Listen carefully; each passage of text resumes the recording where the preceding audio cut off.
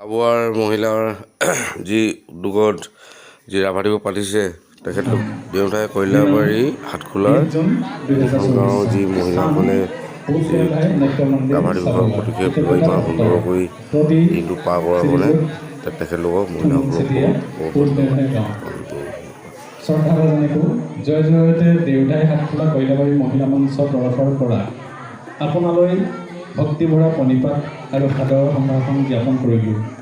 হে মহান গুৰুজনাৰ আদৰ্শৰে অনুপ্ৰাণিত হৈ আপুনি গাঁওখনি তথা অঞ্চলটিৰ লগতে মায়ামা সমাজৰ ভকত বৈষ্ণৱসকলক যিদৰে আধ্যাত্মিকতা দিশত আগুৱাই নিবলৈ সক্ষম হৈছে তাৰ বাবে আপোনাক ধন্যবাদ জ্ঞাপন কৰিছোঁ। আধ্যাত্মিক মায়ামৰা সমাজৰ বাবে আপুনি আগবঢ়োৱা অৱদান আমি চিৰকালে মনত ৰাখি আপোনাৰ কৰ্তব্যনিষ্ঠা কৰ্মস্পৃহা নিয়মানুৱৰ্তিতা অনুজ চামৰ বাবে পাথেয় হৈ ৰ'ব। অমায়িক আৰু মৃদুভাষী স্বভাৱে আপোনাক কৰি তুলিছিল সৰ্বজন প্ৰিয়। আপুনি সমাজৰ প্ৰতি আগবঢ়োৱা এনেহেন মহান কৰ্মভাগী অংশীদাৰ হ'বলৈ পাই আমি গৌৰৱান্বিত। সমাজৰ হকে আগবঢ়োৱা অৱদানৰ বাবে আপোনাক দেউধাই হাটখোলা কইলাবাৰী মহিলা মঞ্চৰ তৰফৰ পৰা আজি এই পবিত্ৰ মুহূৰ্তত সন্মানেৰে এই কৃতজ্ঞতা পত্ৰ প্ৰদান কৰিলোঁ। লগতে আপোনাৰ সুস্বাস্থ্য আৰু দীৰ্ঘায়ু কামনা কৰি পৰম পিতা পৰমেশ্বৰৰ ওচৰত প্ৰাৰ্থনা জনালোঁ। সেৱাৰে ফুলেশ্বৰী গোহাঁই সভানেত্ৰী যোগময়া গগৈ ফুকন কাৰ্যকৰী সভানেত্ৰী মঞ্জুলা দত্ত চেত্ৰীয়ে কাৰ্যকৰী সভানেত্ৰী জীনা গোহাঁই চম্পা গগৈ দেৱেন গোহাঁই সম্পাদিকা ৰাভা দিৱস উদযাপন সমিতি এইভাগী পত্ৰ আমি প্ৰদান কৰিবৰ বাবে আমাৰ উদযাপন সমিতি সদস্যসকলক এইভাগী ধনুক চেতিয়াদেৱক প্ৰদান কৰিবৰ বাবে অনুৰোধ জনাইছোঁ।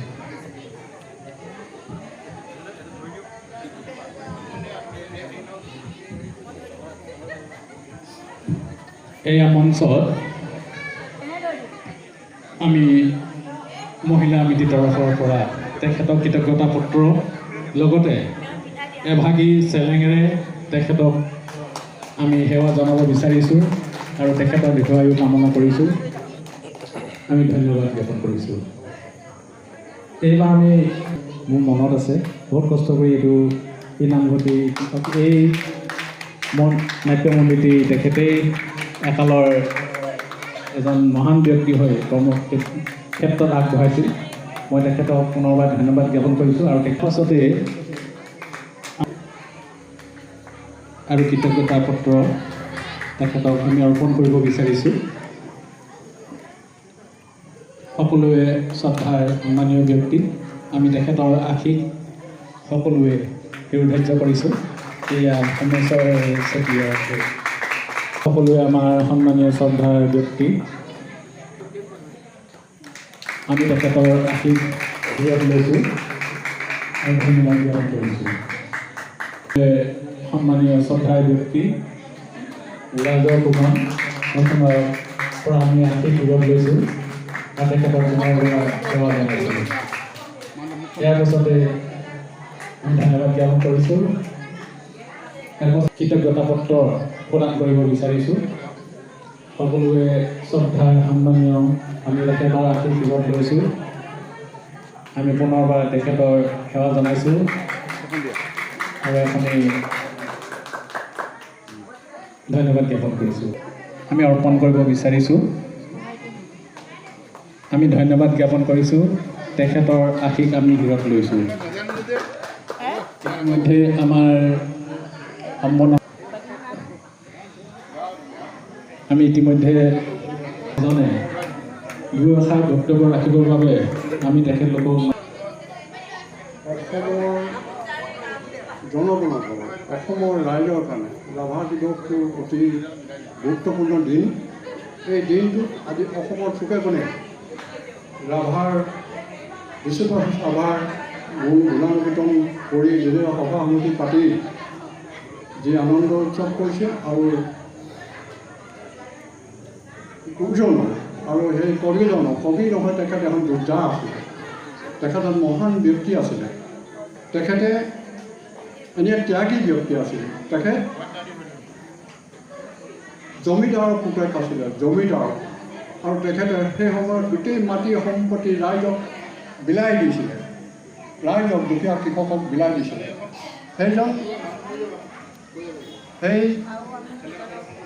সেইজন ব্যক্তিক আজি আমি যিধৰণে পালন কৰিব লাগিছে বা কৰিছোঁ, কৰাটো আমি সম্ভৱ ইমান যতটো সম্ভৱ আমি নকৰোঁ, আমাৰ যোগ্যতা নাই। তথাপিও আজি এইটো যুগত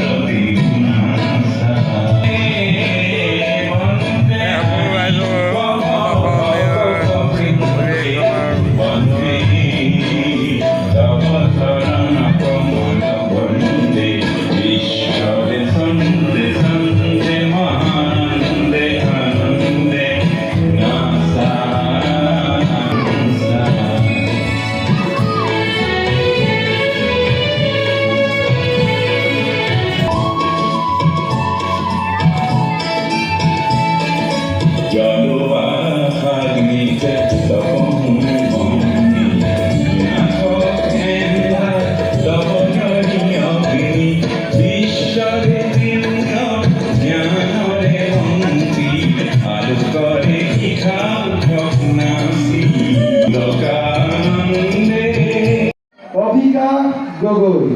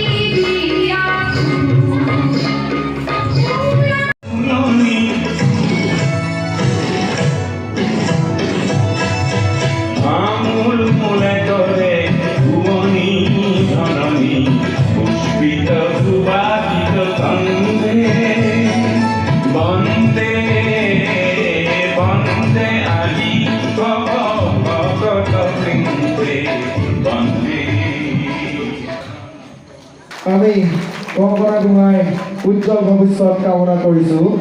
এইবাৰ আমি মঞ্চলৈ আমন্ত্ৰণ কৰিছোঁ